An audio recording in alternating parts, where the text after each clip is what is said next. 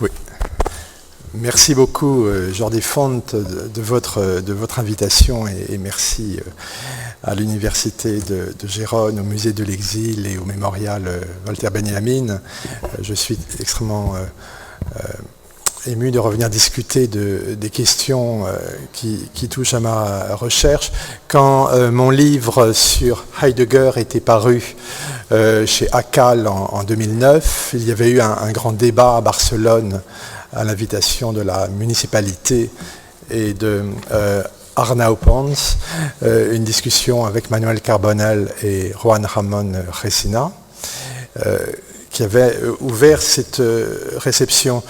Mais c'est la première fois que je viens discuter avec vous, donc non seulement de la question Heidegger, qui maintenant est une question bien quand même connue, balisée et surtout modifiée depuis 2014 par la parution de 4 volumes de Cahiers noirs qui révèlent un antisémitisme radical de Heidegger au moment même de la nuit de cristal, des pogroms anti-juifs et au moment de l'extermination, de l'Holocauste. Alors évidemment, la question Arendt est tout à fait différente. Comme mon intervention sera suivie tout à l'heure d'un débat général, j'ai pensé commencer par présenter les enjeux de ce que je voudrais voir avec vous. J'ai mis comme titre un titre trop ambitieux, puisqu'il s'agissait de parler du passage de la révolution conservatrice à la postmodernité. Rien que ce projet serait en lui-même le projet d'un livre. Mais on peut dire 2 ou 3 choses. La révolution conservatrice, Enzo Traverso nous en a parlé déjà hier soir, c'est ce mouvement politico-intellectuel de la droite extrême allemande dans les années 20. Le précurseur, c'est Spengler.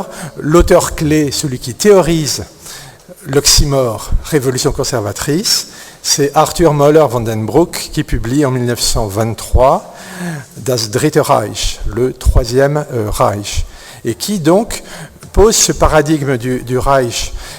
Alors ce qui est important, c'est que le projet de Moller-Vandenbrouck, c'est de répondre à la Révolution française et à la Révolution russe.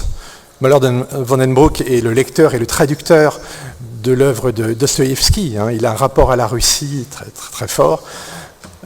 Répondre par une révolution allemande qui serait une révolution de droite, qui serait une révolution de ce que Moller appelle le peuple jeune, le peuple allemand, mais qui capterait quelque chose du potentiel révolutionnaire de la gauche.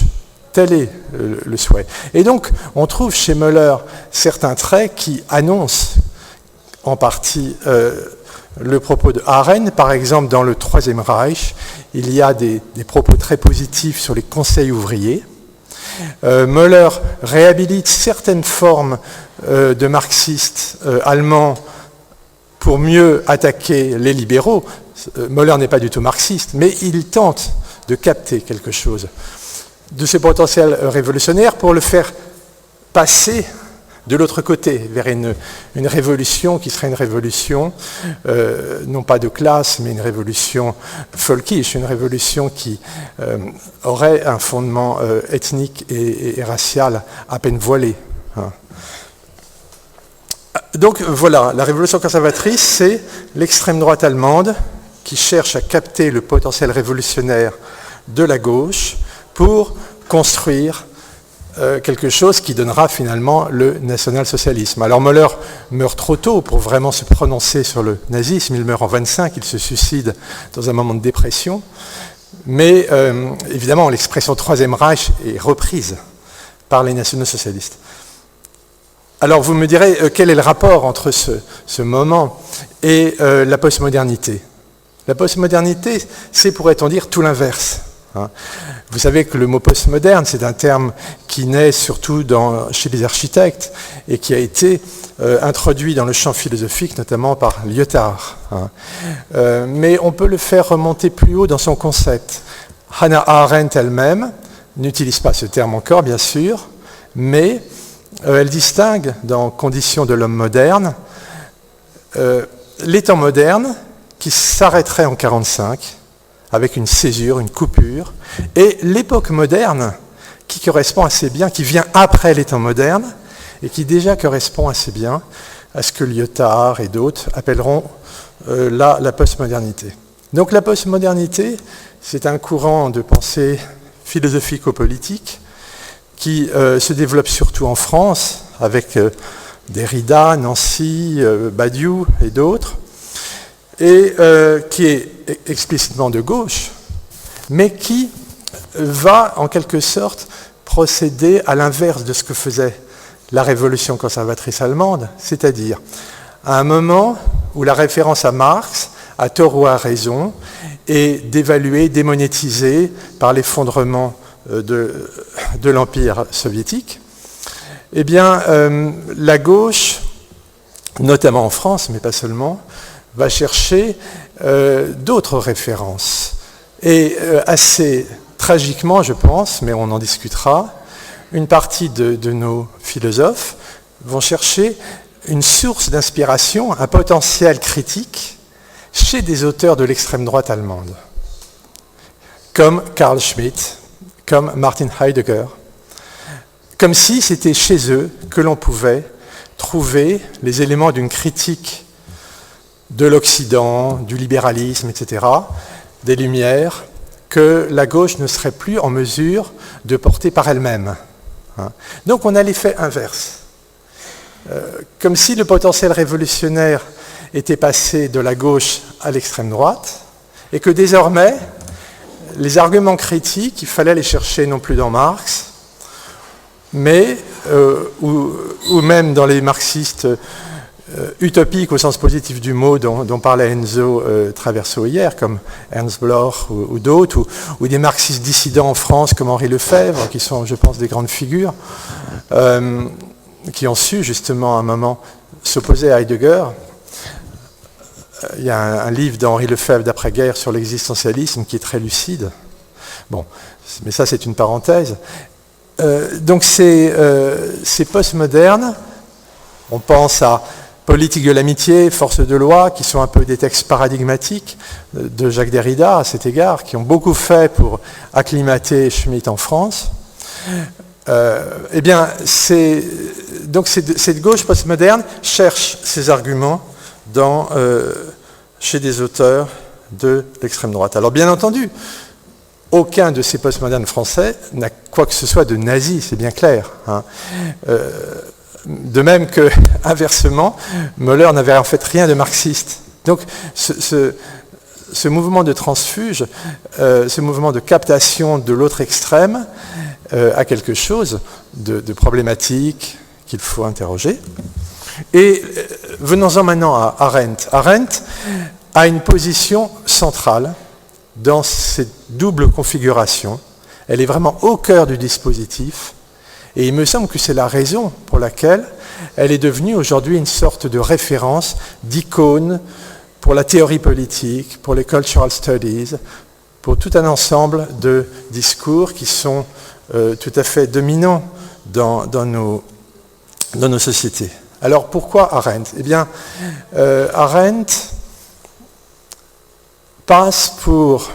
Alors, tout d'abord, je suis conscient que discuter comme je le fais de manière assez critique de la pensée de Hannah Arendt peut étonner dans la mesure où elle est vraiment une sorte de référence indiscutée. Mais je crois que c'est là qu'il faut commencer à faire porter le débat. Donc c'est ça que je voudrais présenter comme enjeu. Hannah Arendt est souvent présentée comme un auteur de la gauche, comme une ressource pour la démocratie, alors même que si l'on regarde tout simplement ses textes publiés, là il n'y a rien de... Eh bien l'on voit que son paradigme de la cité, de la police, du politique, est explicitement aristocratique, inégalitaire, d'une certaine manière déshumanisant, dans la mesure où elle fait passer dans l'humanité même, elle le dit, la ligne de partage entre l'homme et l'animal. Donc l'animal laborans n'est pas à proprement parler un homme. Il y a un partage, j'en parlerai tout à l'heure, entre Zoé et Bios qu'elle reprend à Heidegger. Bon, il y a vraiment quelque chose là qui est très très explicite. Il y a chez elle des thèses extrêmement précises de critique de ce qu'elle appelle nos sociétés de masse égalitaire. Il y a une critique du concept d'égalité. Il y a l'affirmation explicite que les hommes sont naturellement inégaux. Il y a des positions sur les droits civiques aux États-Unis qui sont extrêmement dures. Je ne sais pas s'il est traduit en castillan ou en catalan, mais il y a un livre de Catherine Gines, Hannah Arendt and the Negro Question, paru en 2014, qui montre bien que les positions au début des années 60 d'Arendt sont à peu près les mêmes que celles des racistes blancs. C'est un livre que j'ai essayé de faire traduire en France. Ce n'est même pas possible, si vous voulez, ce n'est pas pensable. Et pourtant, c'est un livre très modéré dans ses analyses. Catherine Gines ne dit pas que Arendt est raciste, mais elle se demande pourquoi est-ce qu'elle prend des positions qui, finalement, finissent par coïncider. Voilà. Donc, voilà, il y a beaucoup de questions préoccupantes. Or, si vous voulez, Arendt... pourquoi est-ce qu'étant donné ses positions politiques, elle peut apparaître comme un auteur pour la gauche? C'est ça la question. Et encore une fois, si vous lisez les lettres à Scholem, Arendt dit bien « je n'ai jamais été de gauche, je n'ai jamais été marxiste », c'est tout à fait clair. Quand Scholem dit qu'elle vient de la gauche allemande, aussitôt elle corrige. Je pense qu'une des clés pour comprendre ce paradoxe de la réception, c'est que Arendt, si vous voulez, dans son habitus personnel, dans son existence, et clairement dans un contexte des libéraux au sens américain, et des démocrates. Quand elle est à New York, ce sont non pas les républicains, mais les démocrates new-yorkais qu'elle voit, c'est son contexte. Et pourtant, en même temps, on la voit participer à l'édition du Festschrift pour Eric Voegelin. Voegelin qui est un auteur conservateur s'il en est, et ne pas trouver problème à publier dans ce Festschrift un texte de Armin Mohler. Armin Mohler, c'est ce penseur suisse qui est vraiment le mentor de la reconstruction de la nouvelle droite en Europe après 1945. Donc bon, rien que ce fait devrait, je pense, nous faire nous interroger. Si l'on est solidaire politiquement de Voegelin et que l'on publie Armin Mohler, comment peut-on être de gauche? C'est quand même préoccupant. Voegelin, c'est quelqu'un, je suis allé voir à la Hoover Institution, à Stanford, ses archives. C'est quelqu'un qui écrit des lettres tout à fait enthousiastes à Schmitt dans les années 30 et encore après la guerre. C'est quelqu'un qui a toute une correspondance avec Kissinger sur le Vietnam, qui montre qu'il a les positions les plus dures de la droite conservatrice américaine.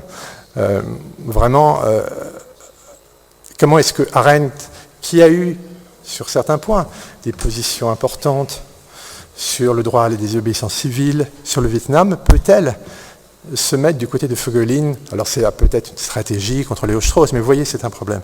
Alors il me semble que Arendt, si vous voulez, il y a une sorte de partage entre donc sa manière d'exister et son paradigme politique, ce dont il se nourrit. La clé se trouve peut-être dans un article qu'elle publie en 1932 sur un des auteurs du romantisme politique, Friedrich von Gens. Et là, je dois dire un petit mot là-dessus. Je pars un peu de cela dans mon livre Arendt et Heidegger, qui est paru l'an dernier, qui n'est pas encore traduit. En effet, Arendt se nourrit, quand elle est à Heidelberg, de la lecture des romantiques politiques, Adam Müller, Brentano, Friedrich von Gens. Friedrich von Gens, c'est un proche de Raël Van Hagen. Raël Van Hagen, cette femme des Lumières,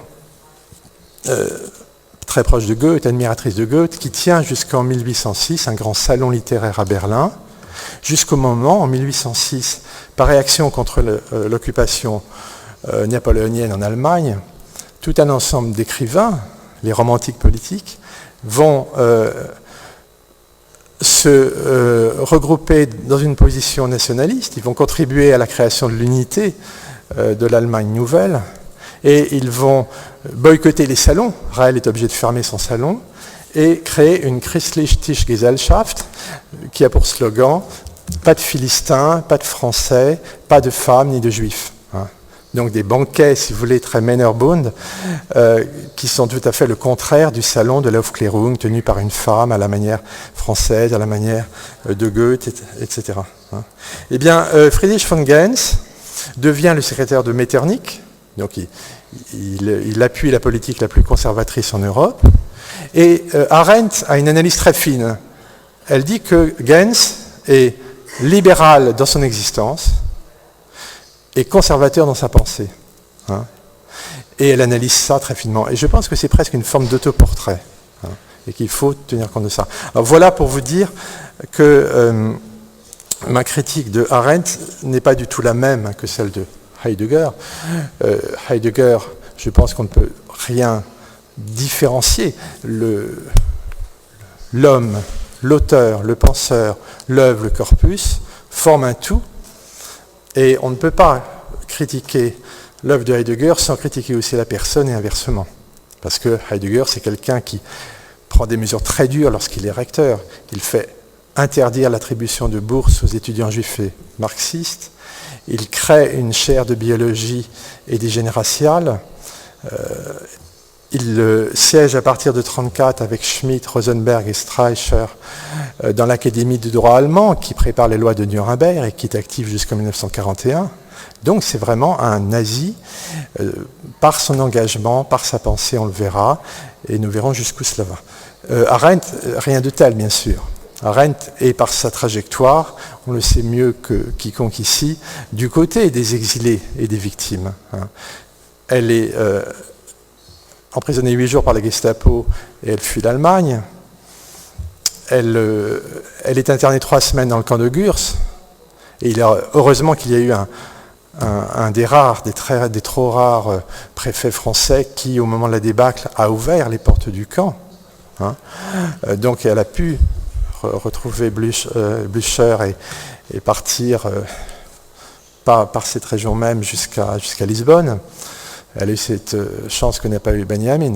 Donc, évidemment, c'est une femme courageuse, énergique, exemplaire par sa trajectoire. Il n'y a pas de critique de ma part à formuler, ni sur la personne d'Arendt, ni sur son itinéraire. Au contraire, je crois que ce passage de l'Allemagne aux États-Unis a quelque chose de passionnant dans notre perspective d'aujourd'hui. Et en même temps, après avoir écrit des textes très forts, il y a un texte de 1939, inachevé, posthume, sur l'antisémitisme, qui est une très bonne analyse de l'antisémitisme, qu'elle fait remonter justement au romantisme politique. Très clairement, à Brentano, etc. Et après avoir écrit en 1946 un article très critique sur Etretan, sur Heidegger, elle souligne la déshumanisation de l'homme dans le Dasein heideggerien. Voilà que dans la deuxième moitié des années 40, Arendt bascule et devient, à partir des années 50, celle qui va vraiment contribuer le plus à la diffusion, à la légitimation planétaire de Martin Heidegger. Elle sera aux États-Unis, vraiment son attaché de presse, on peut dire, son agent, elle le fait traduire, elle relie les traductions, elle l'enseigne. Et chaque fois que l'amorce d'une critique politique se pointe, elle intervient. Elle va jusqu'à écrire directement à Elfried Heidegger dans les années 60 pour préparer des contre-feux aux critiques qui se formulent. Donc Arendt devient vraiment l'appui majeur de Heidegger. Et pas seulement de Heidegger. Si vous lisez Les origines du totalitarisme, on la voit parler très favorablement de Carl Schmitt, un auteur, dit-il, qu'il faut continuer à lire elle est vraiment le début d'une réception de Schmitt positive. Et d'ailleurs, je parle un peu de ça dans mon livre, J'ai regardé la correspondance entre Carl Schmitt et Ernst Forsthoff, un autre juriste nazi. Ils reçoivent très bien le livre d'Arendt. Pour eux, c'est de quelque manière pain béni, ça, on le reverra. Donc Arendt a beaucoup contribué justement à relégitimer après 1945 Heidegger, Schmitt, et elle reste toujours cette figure que les Heideggeriens aujourd'hui, quand ils sont face à trop de critiques, brandissent pour dire Heidegger peut-être, mais il y a Arendt, donc on ne peut pas, vous voyez, il y a cette légitimation par la réception qui, évidemment, est à discuter.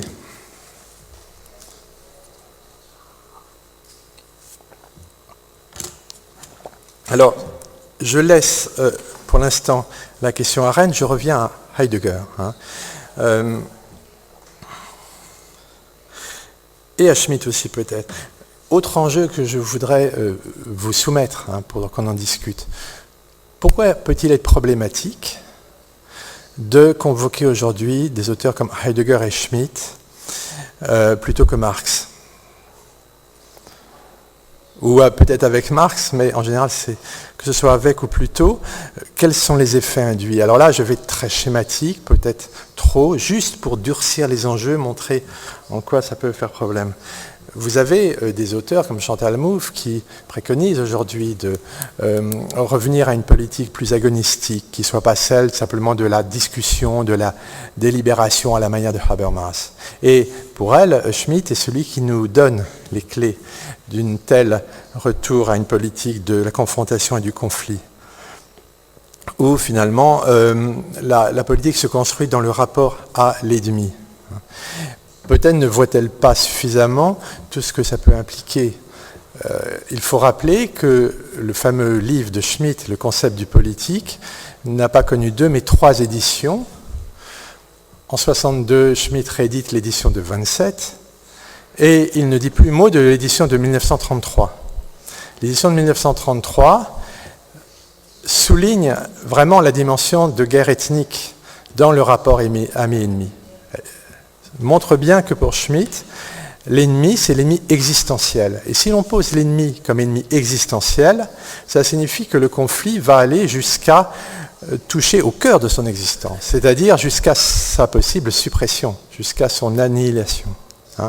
Donc il y a une dimension potentiellement exterminatrice dans la distinction ami et ennemi, telle que Schmitt la pense véritablement, telle qu'il l'expose en 1933.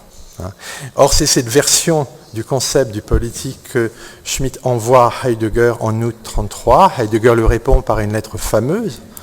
Et c'est cette version que possède, que lit, qu'annote Hannah Arendt.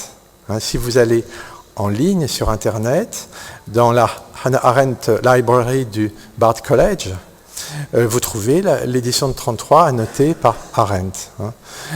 Édition qui n'est toujours pas rééditée, même en allemand. Donc, voilà le problème.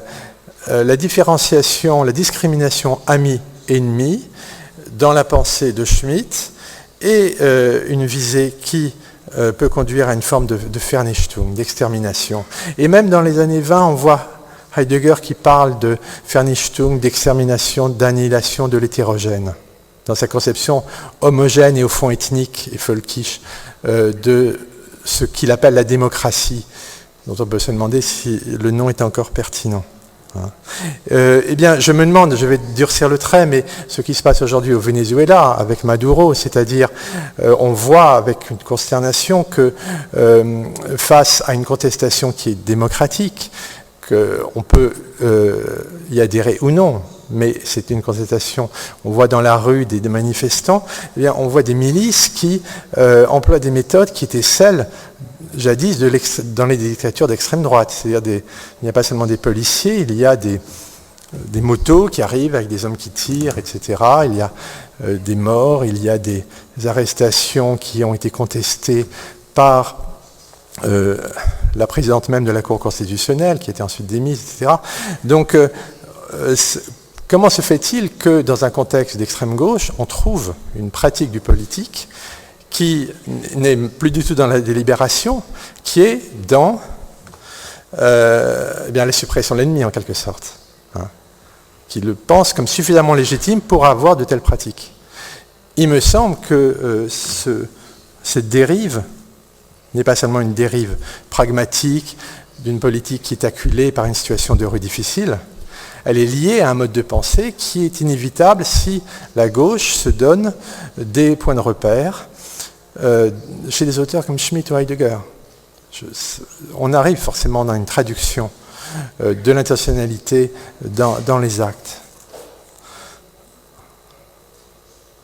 Alors, c'est pour ça qu'il y a une certaine mélancolie en tout cas de la gauche française, parce que si on ne suit pas cette voie, où se tourner, le pouvoir en France aujourd'hui, le président Macron, si vous voulez, souvent dans les médias, on rappelle qu'il a été tout jeune le secrétaire de Paul Ricoeur pour la publication de La mémoire, l'histoire, l'oubli. Et c'est présenté comme des sortes de lettres de noblesse philosophiques, démocratiques, etc. Là aussi, on rencontre quand même un problème. Un problème qui commence à être connu, c'est que l'itinéraire même du Ricoeur est un itinéraire qui nous touche aujourd'hui, si on veut parler des intellectuels compromis. Ricoeur, c'est un philosophe qui, tout jeune, dans les années 20, avec André Philippe, milite dans des cercles qui se donnent comme théoricien le Belge Henri Demand. Donc c'est un socialisme planiste qui, chez Henri Demand, l'a conduit à la collaboration, à une condamnation à mort en 1945 pour fait de collaboration, etc. Bon, je ne dis pas que Ricoeur serait allé jusque là où est allé Henri Demand, mais il est dans cette trajectoire, et en 1939, il publie un article qui fustige la tiédeur des démocraties, et qui fait une sorte d'éloge troublant du discours que Hitler prononce le 30 janvier 1939, le fameux discours où Hitler dit que si une nouvelle guerre mondiale se produit, ce sera l'extermination de la race juive en Europe. Et Ricoeur est touché par le pathos de ce discours et dit la belle dureté, j'allais dire la belle pureté du discours de Hitler. Donc voilà un élément évidemment qui frappe.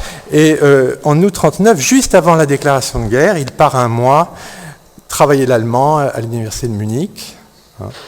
Et on le retrouve ensuite prisonnier de guerre, militant dans les cercles Pétain et publiant un texte propagande et culture dans une revue de prisonniers vichistes, l'Unité française, où il explique qu'il faut considérer une pyramide où la culture serait pour la pointe et la propagande pour les autres. Il loue l'esprit colonial, il revendique un tissu noueux de chef. Enfin, il est vraiment dans un vichisme tout à fait revendiqué, à tel point qu'il est à ce point compromis qu'en 1945, il ne vient pas reprendre l'hypokhâgne qu'il attendait à Marseille. André Philippe, son mentor, voyant qu'il est trop compromis, a l'idée tout à fait, qui a très bien réussi finalement, de le mettre pendant 3 ans au Chambon-sur-Lignon, ce collège héroïque où un pasteur Trocmé avait sauvé de nombreux enfants juifs. Et donc quand Ricoeur revient sur la scène en 1948, tout est oublié, et ce moment complètement sort de la scène publique jusqu'à ce qu'il soit redécouvert il y a quelques années. Alors, bien entendu, je ne pense pas que Macron connaissait tout ça, mais c'est pour vous dire que l'itinéraire même de Ricoeur, évidemment, pose problème, parce que Ricoeur revient, il explique qu'il a découvert Étretat principalement en captivité, que ça a été le livre-choc pour lui, et c'est lui qui va être vraiment l'introducteur de Arendt en France, puisqu'il va préfacer Conditions de l'homme moderne en disant que c'est le grand livre politique. Donc, si vous voulez, bon, c'est un autre problème, évidemment, que Ricoeur, mais là aussi, les références que nous avons donc en France, de l'extrême gauche à la gauche qui n'en est plus une, sont des choses qui doivent être interrogées. Quels repères se donner aujourd'hui ? Donc voilà, j'ai voulu prendre des exemples. Je suis peu coutumier du fait, je ne suis pas théoricien politique, je n'ai pas de position politique très affirmée, je suis un philosophe et chercheur, mais je m'interroge toujours sur les références philosophiques que se donnent les politiques, parce qu'à un certain moment, on en trouve forcément des traductions. Alors, il me semble donc qu'il est important d'avoir une nouvelle recherche critique. En 2005, j'avais publié donc ce livre qui est traduit chez Akal parce que j'avais eu accès à 2 séminaires inédits qui nous montraient un Heidegger qui enseignait à ses étudiants comment former une nouvelle noblesse politique, disait-il, et il discutait explicitement le concept du politique de Schmitt, en le considérant comme non pas principiel, comme le croyait Schmitt, mais dérivé. Pour Heidegger, le concept fondamental du politique, c'est l'affirmation de soi du peuple historique, Selbstbehauptung des Volkes. Et donc, il y a vraiment une théorisation du politique chez Heidegger, qui ne récuse pas Schmitt, mais qui se prétend plus fondamentale, plus originaire que la discrimination. Donc, au fond, Schmitt part de la polarisation avec l'ennemi, Heidegger part de l'affirmation de soi du peuple. Finalement, ça revient au même parce que, en 2001, paraît dans l'œuvre intégrale en allemand un terrible cours de 1933-34, L'essence de la vérité, dans laquelle, au milieu de ce cours, Heidegger, dans un long passage que j'ai traduit, je ne sais pas si le cours est traduit maintenant en espagnol. En France, je n'arrive pas non plus à le faire traduire depuis 12 ans. Eh bien, Heidegger dit à ses étudiants que pour que le Dasein ne soit pas hébété, il faut identifier l'ennemi incrusté dans la racine la plus intime du peuple, c'est-à-dire, c'est quoi? C'est le juif assimilé, l'opposant marxiste, l'opposant politique, afin de préparer l'assaut et de se donner pour but sur le long terme das Völkervernichtung, c'est-à-dire l'annihilation, l'extermination totale de l'ennemi intérieur. Donc là, il y a quelque chose qui nous montre que cette polarisation contre l'ennemi, chez Heidegger, est une polarisation exterminatrice. Au fond, Heidegger, d'un côté, se dit plus originaire que Schmitt, de l'autre, il dit encore plus clairement que Schmitt à quoi conduit ces discriminations ami-ennemi. Donc ce n'est pas seulement la guerre, au sens d'une opposition entre deux États, c'est vraiment identifier l'ennemi intérieur. Bon, vous voyez. Alors, ce thème de la Vernichtung, quand je l'ai publié en 2005, n'a pas fait débat parce que c'était tellement hors de la vision qu'on avait alors de Heidegger que ça n'accédait pas au niveau du débat, vous voyez. Les choses ont changé depuis 2014 parce que dans les cahiers noirs, on trouve la réapparition de ce concept de Vernichtung au moment le plus grave, en 1941 et en 1942. Alors en 1941, dans le tome 3 des cahiers noirs, c'est-à-dire le volume 96 de l'œuvre intégrale, Heidegger affirme que l'acte le plus haut de la politique, c'est de forcer l'ennemi, l'adversaire, à participer à sa propre auto-extermination, Selbstvernichtung. Et c'est au moment où déjà avait eu lieu le plan Nisko, le plan de déportation des Juifs dans des régions insalubres, où ils étaient amenés à mourir parce que les puits étaient infestés de typhus. C'est ce que, dans le film de Lanzmann, Le Dernier des Injustes, Murmelstein, qui était à la tête du conseil du camp de Theresienstadt, appelle la Selbstdeportierung. On faisait croire que c'était les juifs eux-mêmes allemands qui acceptaient d'émigrer vers ces territoires insalubres. C'était une auto-déportation. Et Theresienstadt aussi, c'était l'exemple même de cette politique mise en œuvre où on oblige les conseils juifs, les Judenräte, à dresser eux-mêmes les listes de ceux qui restent, de ceux qui partent. On les oblige à contribuer à leur propre destruction. Et c'est ça l'acte le plus haut de la politique. On ne peut pas dire ça en 1941 sans, quelque part, accepter le pire. Alors l'année suivante, en 1942, les choses changent parce qu'il y a Stalingrad. Tous les Allemands conscients savent que la guerre est perdue, même si ça mettra encore 2-3 ans. Et là, Heidegger ne revendique plus positivement cette politique. Mais il affirme que l'élément juif, dit-il, est le summum de l'auto-extermination dans l'histoire, de la Selbstvernichtung. Donc il met sur le compte des Juifs eux-mêmes cette auto-extermination. Pourquoi ? Parce qu'il le dit dans d'autres passages des Cahiers noirs, les Juifs, c'est, dans sa mythologie, la raison calculante qui rend possible la technique, la manigance, la Machenschaft. Et donc, au fond, c'est cette technique qui, inversement, conduit à la destruction des Juifs dans les camps d'extermination. Et les Juifs sont aussi ceux, selon lui, qui vivent depuis plus longtemps, dit-il, selon le principe de la race, ce pourquoi ils s'opposent à son application aujourd'hui. Donc, au fond, ils ont le retour de ce qu'ils ont eux-mêmes créé. Comme si, je ne suis pas un spécialiste de la pensée juive, mais la thématique de l'élection du peuple dans le judaïsme n'est pas une thématique völkisch au sens des nazis. Hein. Il n'y a absolument pas, justement, de visée exterminatrice hein, dans l'éthique juive. Hein. Donc, vous voyez, donc, Heidegger met sur le compte des Juifs la responsabilité de leur anéantissement. Donc on est aujourd'hui dans une situation très dure, et ce qui m'a frappé, c'est que depuis un an, s'est constituée en France une mission ministérielle pour la recherche et l'enseignement sur les génocides, les crimes de masse et les violences extrêmes. Et nous avons été 3 philosophes qui avons été convoqués pour une audition dans une session consacrée aux philosophes dans leur rapport au national-socialisme. Donc un thème que j'essaye de montrer comme un thème de recherche depuis une douzaine d'années et qui là, pour la première fois, est officiellement reconnu. Et la question se pose de savoir si, justement, c'est ce que j'ai posé comme question, ce n'est pas moi de donner les réponses ni les préconisations, mais ces énoncés heideggeriens, est-ce qu'il ne faut pas les inscrire aujourd'hui dans le champ de ce que les Américains appellent les genocide studies ?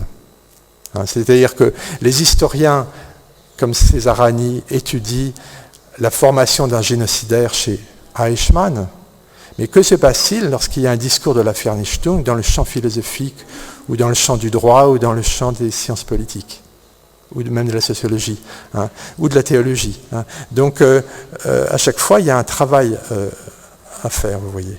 Hein. Alors, je dirais aussi que je suis sensibilisé à ce problème parce que j'ai eu quelques expériences internationales, comme par exemple à Moscou, où en 2015, nous avons eu un colloque sur les cahiers noirs, et j'ai vu qu'à Moscou, dans les universités philosophiques, le Lomonosov, il n'est plus question de Marx, c'est vraiment Heidegger, hein, la référence.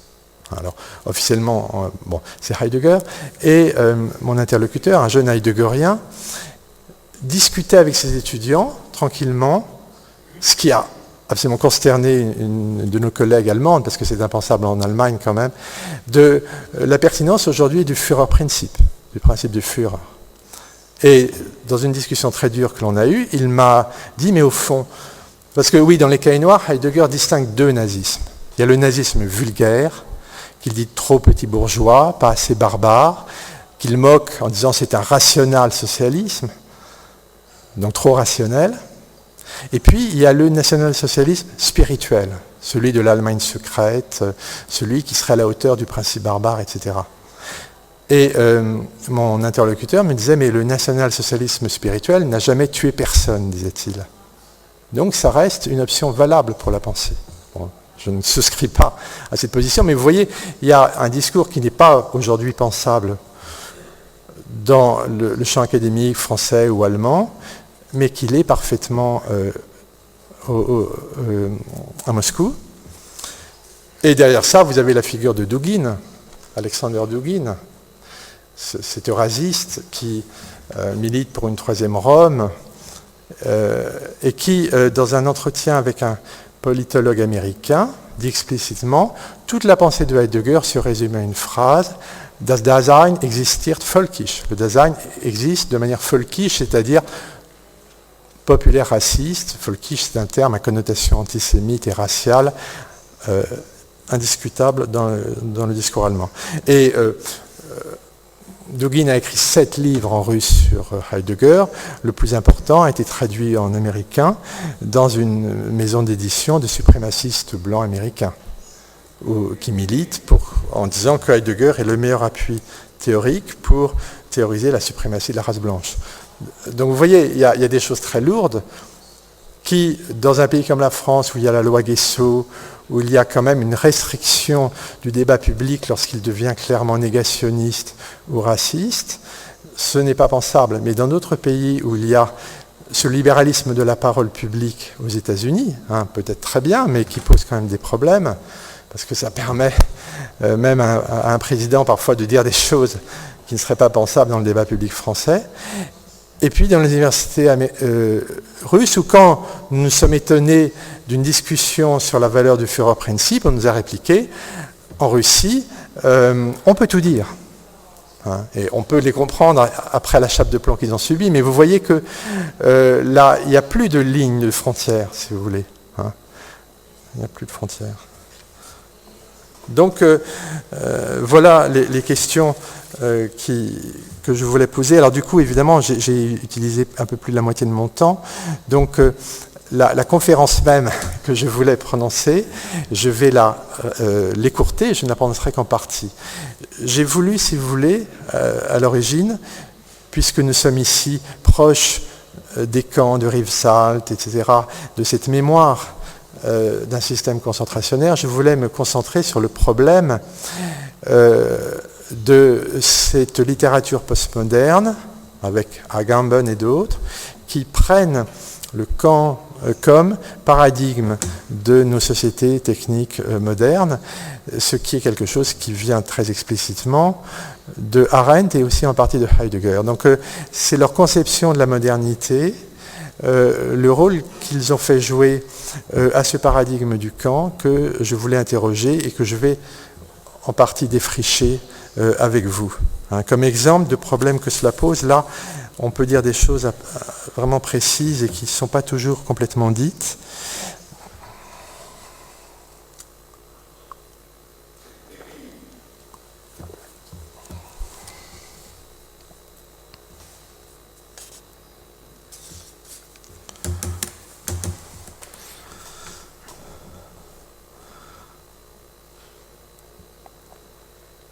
Alors,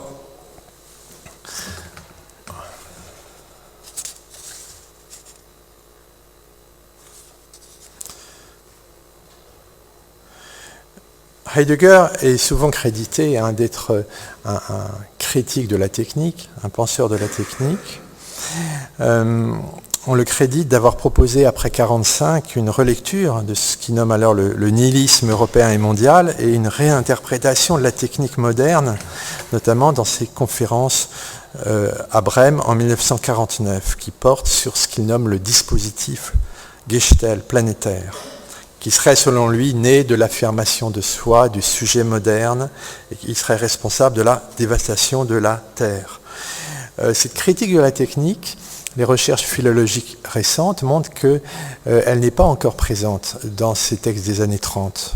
En tout cas, pas dans les termes d'après 1945, mais il va réécrire certains de ces textes, notamment une conférence de 1938, pour faire croire qu'il était déjà dans cette critique et pour laisser entendre que cette critique aurait été en même temps une critique du national-socialisme. Donc il fait en quelque sorte coup double.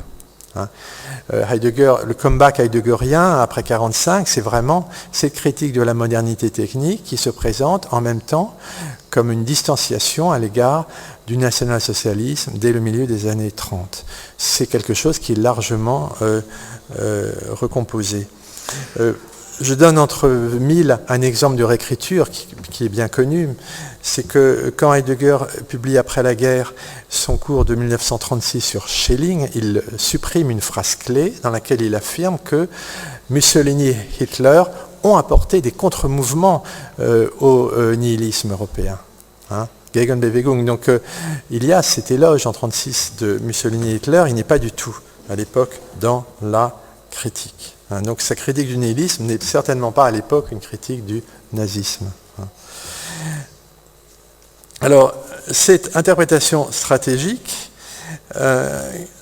est en même temps désavoué par Heidegger lui-même, qui, lorsqu'il publie en 1953, de manière inchangée, son éloge de ce qu'il appelle la vérité interne et la grandeur du mouvement nazi, le glosse par une note ajoutée, une parenthèse ajoutée, où il dit, c'est-à-dire la rencontre de l'homme déterminé planétairement et de la technique. Et dans l'entretien posthume donné au Spiegel, paru en 1976, j'avoue que c'est cet entretien qui m'avait ouvert les yeux sur Heidegger à ce moment-là, il explique que les nazis étaient allés dans la direction d'une relation suffisante de l'homme moderne à la technique.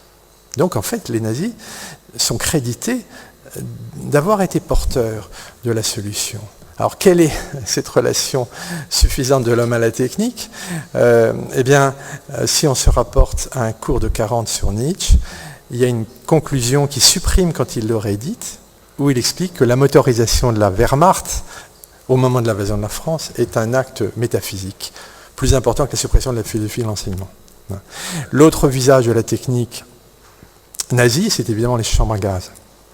Et là, dans la conférence de Brême, quand Heidegger évoque les camps d'extermination et les chambres à gaz, c'est quelque chose de troublant parce qu'il ne cite ni les nazis ni les victimes.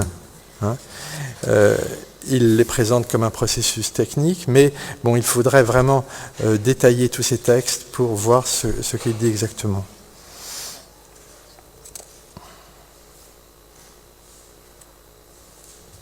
Alors, dans les conférences de Brême, c'est pris comme une critique. Il affirme que ce qu'il nomme alors, je cite, la fabrication de cadavres dans les chambres à gaz et les camps d'extermination ne représenterait que l'une des manifestations du dispositif technique, au même titre, dit-il, que l'agriculture motorisée.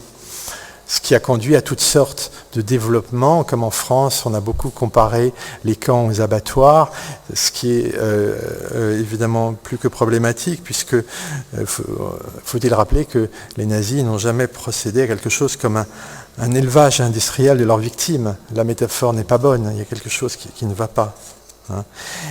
Et cette comparaison laisse entendre en filigrane que la responsabilité de la Shoah, de l'Holocauste, de la destruction des Juifs d'Europe, ne repose pas sur une intentionnalité génocidaire, mais n'est qu'un aspect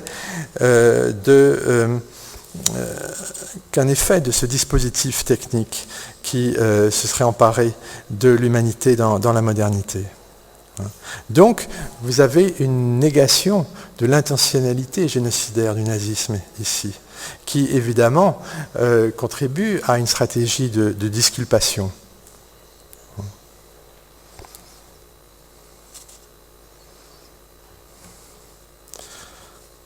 Alors, longtemps, si vous voulez, la position qui a prévalu chez les postmodernes était celle qu'exprimait Philippe Lacoue-Labarthe, ce mythe d'un silence de Heidegger. Lacoue-Labarthe affirmait, dans la fiction du politique, que la faute irréparable de Heidegger n'était pas dans les proclamations des années 30, mais dans le silence sur l'extermination. En réalité, on voit aujourd'hui qu'il n'y a pas de silence, puisqu'il y a au contraire un discours revendiquant positivement comme un but la Vernichtung, ou exaltant comme geste politique l'imposition d'une auto-extermination. Alors, qu'en est-il de Hannah Arendt ? Où situer Arendt dans ce contexte? Donc je reviens ici à Arendt dans le dernier quart d'heure qui met, ou les dernières 10 minutes. 10 minutes. Donc 10 minutes pour revenir maintenant sur Arendt, mais il fallait vous donner la gravité du problème Heidegger et Schmitt, qui est l'arrière-fond. Alors, évidemment, Arendt ne connaît pas ces écrits de Heidegger qui sont connus depuis le début, depuis une quinzaine d'années ou depuis 3 ans pour les Cahiers noirs. Mais elle n'ignore rien de la rumeur qui le faisait passer pour ce qu'elle appelle un antisémite enragé dans une lettre de 1932 où elle lui demande des comptes. Et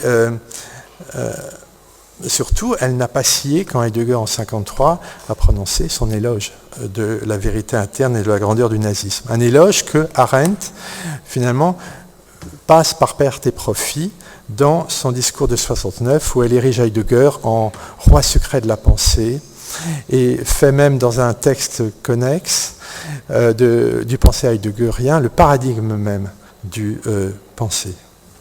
Elle écrit que l'œuvre et la vie de Heidegger nous ont appris ce qu'est pensé.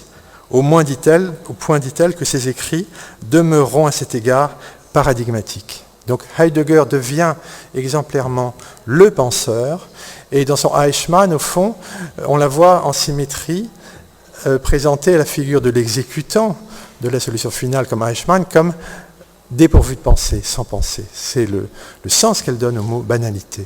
Donc elle crée cette tension dissymétrique, cette bipolarité, ce que j'ai appelé cet dispositif bipolaire entre le penseur, Heidegger, et l'exécutant dépourvu de pensée, Eichmann.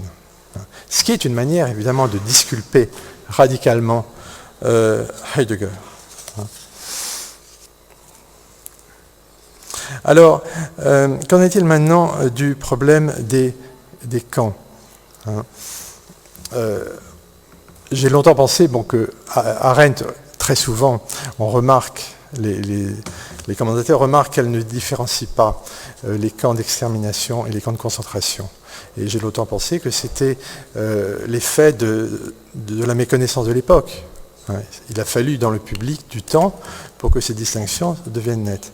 Mais il y a quelque chose qui est quand même très troublant, c'est qu'en 1946 paraît à New York un livre majeur, The Jewish Book, The Black Book, qui est fait par des comités juifs à la fois, c'est une collaboration précaire, russe, américain, israélien, qui comporte des centaines de pages de témoignages précis, dont un chapitre de 150 pages qui s'intitule Annihilation et qui décrit très précisément ce qui s'est passé à Birkenau, à Treblinka, à Sobibor. On a vraiment tous les éléments pour une différenciation explicite entre Vernichtungslagern, camp d'extermination, et camp de concentration. Les deux sont tout à fait distingués. Or, Arendt, non seulement a lu ce livre, mais elle en fait un compte-rendu sous le titre « L'image de l'enfer », et son compte-rendu est absolument négatif. Elle reproche à ses auteurs d'utiliser des faits historiques à des fins politiques, et elle ne dit mot de ces distinctions entre camp d'extermination et de concentration. Bien au contraire, elle déploie une thèse qui sera la plus problématique, celle d'une sorte de réversibilité, d'interchangeabilité entre les bourreaux et les victimes. Les victimes d'un jour peuvent devenir les bourreaux du lendemain. Alors cette thèse qui peut être débattue à propos de la question des capots dans les camps de concentration n'a évidemment pas de sens dans les camps d'extermination, où les victimes n'ont pas le temps de devenir quoi que ce soit d'autre que des êtres détruits. Et les quelques-uns qui sont provisoirement maintenus en vie pour s'occuper des cadavres, eux-mêmes sont des morts en sursis. Tout cela est très bien décrit dans le Jewish Book. Rien n'en ressort dans son propos. Alors, Arendt va construire, à partir des origines du totalitarisme et dans plusieurs textes, sa vision des camps comme laboratoire de la modernité, comme paradigme de la modernité, comme lieu où règne une réversibilité bourreau et victime. Donc c'est évidemment cela qui est extrêmement problématique.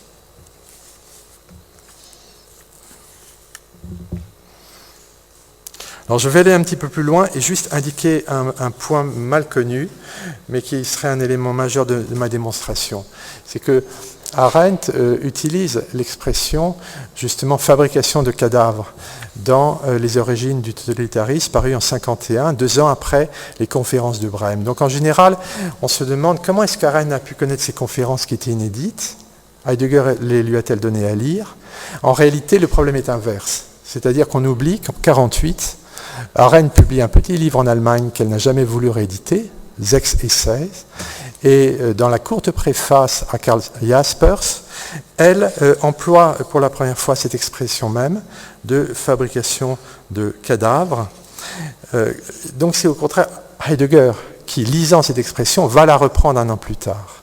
Et va la récupérer à sa façon. Donc le rapport ici s'inverse. Or, ce texte à Jaspers, c'est très troublant parce qu'elle nous parle de ce qu'elle appelle Auschwitz, et elle en parle, dit-elle, comme d'un déluge. C'est-à-dire qu'elle écrit que l'hostilité réglée par des lois il faut entendre ici les lois de Nuremberg, les lois raciales de Nuremberg, relevaient encore, dit-elle, de l'hostilité aussi banale que connue. Elle emploie déjà le mot banal. Est-ce que les lois de Nuremberg sont banales? Je lui laisse la responsabilité de cet jugement. Elle continue qu'avec les chambres à gaz, avec ce qu'elle nomme Auschwitz, je la cite, la fabrication de cadavres n'a plus rien à voir avec l'hostilité. Il s'agit, selon elle, d'un événement radicalement irrationnel, abyssal, qui dépasse nos catégories politiques. Elle n'hésite pas alors à comparer Auschwitz au déluge s'abattant sur Noé et son arche, un déluge qui, dit-elle, peut encore s'abattre sur nous chaque jour. Donc on a ici un phénomène irrationnel, sans intentionnalité, comparable à un phénomène naturel, voire à une catastrophe théologique. Il y a cette sorte d'ambivalence. Et elle explique que si on s'en tient au terrain des faits, elle préconise qu'il faut quitter le terrain des faits pour parler d'Auschwitz. Si l'on persiste à considérer que les chambres à gaz donc, traduisent une intention hostile, on dirait aujourd'hui génocidaire, des nationaux-socialistes allemands à l'égard du peuple juif, nous serions incités, dit-elle, je la cite, à perpétuer l'anéantissement de la même façon que les nazis fabriquaient des cadavres à Auschwitz. Et elle place la haine du côté des juifs. Il y a donc une sorte de renversement. Elle nous dit au fond, si nous restons sur le plan de l'histoire, nous allons faire pour les nazis ce que les nazis ont fait pour les juifs. Il faut donc prendre ses distances, considérer Auschwitz comme un déluge, comme un phénomène irrationnel. Et c'est une manière de créer une nouvelle forme de mythe que je pense qu'il faut aujourd'hui interroger. Parce que, je vais peut-être conclure là-dessus, je pense que Heidegger a récupéré justement ce propos arendtien à sa manière. Je ne dis pas que les deux disaient la même chose. Je dis qu'il a repris, utilisé cette introduction de Arendt à Jaspers. Dans ses conférences sur le dispositif, il propose une forme de réponse à cette préface d'Arendt à Jaspers parue un an auparavant. Il se sert de cette dilution arendtienne des responsabilités nazies, puisque assimiler à Auschwitz à un déluge, c'est présenter la destruction des Juifs d'Europe, non pas comme ce qu'elle fut, c'est-à-dire un programme intentionnel d'extermination de tout un peuple, mais comme un événement sans raison, constituerait quelque part entre cataclysme naturel et châtiment divin.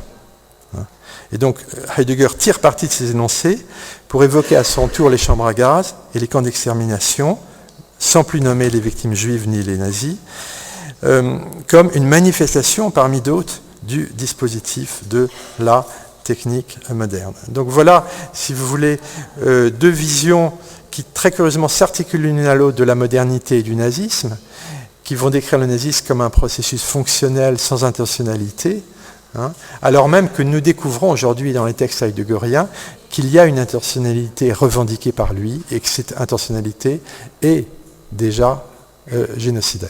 Donc on ne peut plus dire ce que Arendt disait dans les origines du totalitarisme, à savoir que ce qu'elle appelait les élites intellectuelles qui avaient collaboré au nazisme, comme Schmitt qu'elle cite, elle ne donne pas le nom de Heidegger, mais elle pense à lui, n'avaient, dit-elle, aucune responsabilité.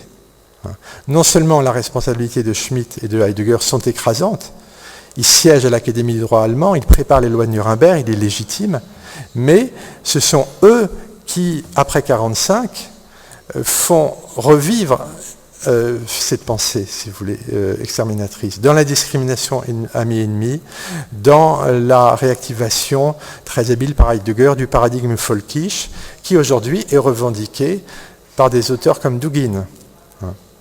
Donc voilà à peu près où nous en sommes, et voilà pourquoi je pense qu'il faut un débat critique sur l'usage qui est fait de ces auteurs dans le champ philosophique postmoderne. Voilà ces questions que je soumets à votre débat. Donc Arendt, je ne la mets pas du tout sur le même plan que Heidegger, mais elle a participé à cette légitimation d'une image de la modernité qui est problématique. Et dernier point, je montre dans mon livre, donc Arendt et Heidegger, que son retour vers Heidegger après 1945 n'est pas, comme on le dit en général, lié à une passion amoureuse seulement, parce qu'elle retrouve Heidegger en février, le 6 février 1951 dans un hôtel de Fribourg, mais 6 mois avant, dans des lettres inédites que j'ai trouvées à son ami Dolf Sternberger, elle exprime sa fascination pour la violence avec laquelle Heidegger a dynamité la pensée occidentale. Donc il y a vraiment une adhésion intellectuelle à cette violence heideggerienne. Alors jusqu'où est-elle allée? Toute la question est là. Hein, c'est une question que je laisse ouverte. Mais il faut prendre Arendt au sérieux. Je pense qu'il y a quelque chose de misogyne à dire que l'heideggerianisme d'Arendt est dû uniquement à un affect amoureux.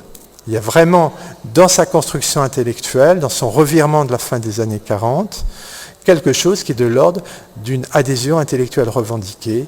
Voilà pourquoi la trajectoire de Arendt, vous voyez, est passionnante aujourd'hui. C'est une clé pour comprendre nos problèmes.